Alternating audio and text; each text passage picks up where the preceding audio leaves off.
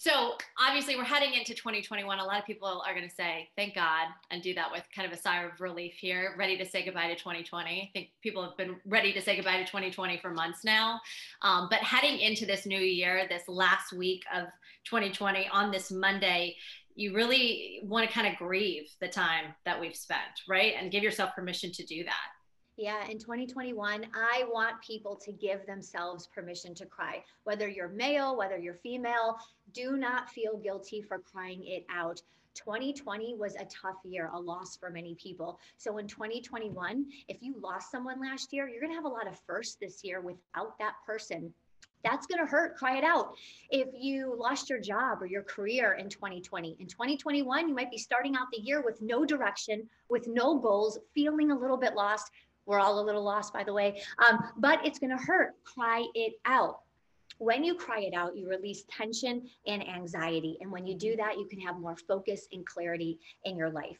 But there's something that I want people to know, that while it's okay to be sad, while it's okay to cry it out, if you feel that this sadness is lasting more than 2 weeks, it's interfering with your day-to-day life, seek therapy, seek professional help. In 2021, we are getting rid of all stigmas attached to therapy because we need the support and help in our life. To think we can tackle these emotions alone is not healthy, and it's a risk.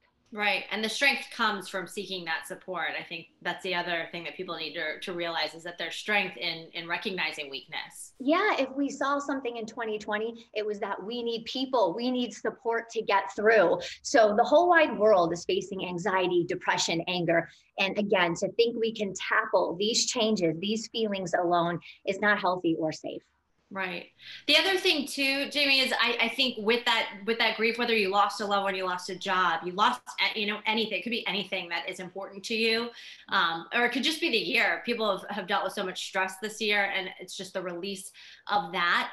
But how do you not stay there? Because you want to cry it out, you want to let it out, but you don't want to stay down. Well, I would say you need to make a shift toward gratitude, because we are resilient, and we'll talk about that later. But having a shift toward gratitude will change your mindset about your entire life. So in a world right now that feels super dark, super unclear, I want you to find bits of light. If 2020 showed us one thing, it showed us that we can have the biggest joys in the littlest things, right? Seeing someone smile, shaking their hands, going to a concert. Those are things of the past and things that we used to be just kind of like overlooked, but now we would be so grateful for them. So in 2021, what I challenge people to do is find small bits of light in the darkness, kind of the whole you don't know what you have until it's gone. What if I woke up tomorrow and I told you you could only use your electricity, you could only use your water one time a month? Holy cow, that's a big, huge shock. We take those little things for granted. If you drive a car, if you have any money in the bank, if you have someone that loves you, be grateful for those things. Not everybody has those abilities or those things. So we're going to make a shift toward gratitude in 2021. And commit that to a reminder. Some people need to write it down. What do you suggest in terms of daily? Do you wake up and make a list? Do you wake up and just think about the things you're grateful for? What's the best way to tackle that? Yeah, I think instead of, one thing I would really suggest is the whole I get to versus I have to mindset. So instead of saying, I have to do this, I have to do this, that's an obligation. Say, I get to. When you say, I get to do this, that is an opportunity. That is a gift. That is a privilege. So having that mindset set shift. Also, yes, writing it down. If every night before you go to bed, you make a list of all the great things that happened that day or all the things that you're grateful for, you're going to bed with a real strong perspective. And when you wake up in the morning, you start with that perspective and you say to yourself, what are 3 things that I am going to do to rock the day today? And that kind of puts you in a good way for the day ahead. Starts you off in a positive step. Don't dread your day. You get the day. You get it. People passed away, lost loved ones in 2020. If you wake up in 2021, that is a gift. We've gotten through Christmas here, and we've gotten through Hanukkah, the holidays, where a lot of people are gift giving. But there's so much more than that, and there's so much to gain from paying it forward. Oh, absolutely. This is my favorite one. So at a time in life when you feel that you have absolutely nothing to give, right? Because 2020 may have been a super tough year, a year of loss. Get ready for it. It's even more imperative to give. But this doesn't just mean time. This doesn't just mean money. Some people don't have those resources. Right now, many people would absolutely love if you give them a smile, put a flower at their door, send them a card. In 2020, we were in quarantine. We were so socially isolated. So to see a smile, to receive a card in the mail, it means so much. So in 2021, I want everyone to focus on giving kindness. How can you make other people happy? Research shows over and over and over and over and over again that the more we give, the more we feel better ourselves. Not to mention good karma, and I think we would all love good karma in 2021. We could use some, right? Yes, we could use some. So I actually have a challenge for everybody.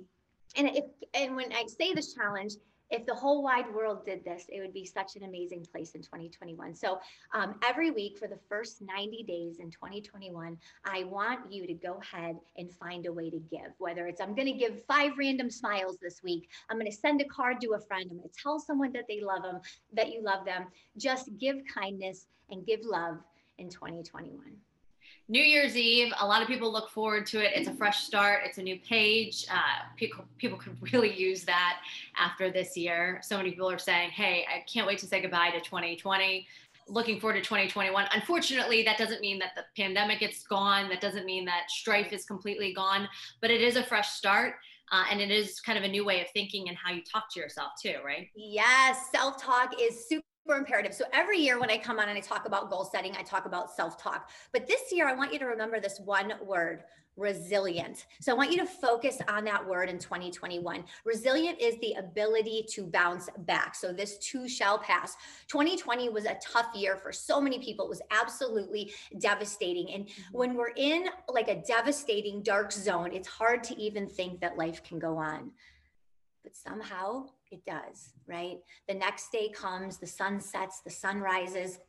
And as the days go on, we build up resilience, we build up strength, slow and steadily. So I want you to remember, humans are resilient, you are resilient, and you will bounce back. So one of the challenges that I encourage people to engage in this year is be aware of your self-talk. We say millions of things to ourselves all the time, and we're not even aware of it. I want you to stop and be aware of those thoughts. And then if they're negative, switch them to something kinder. That will eventually become a habit. And then as you move along, just remember the word resilient for 2021.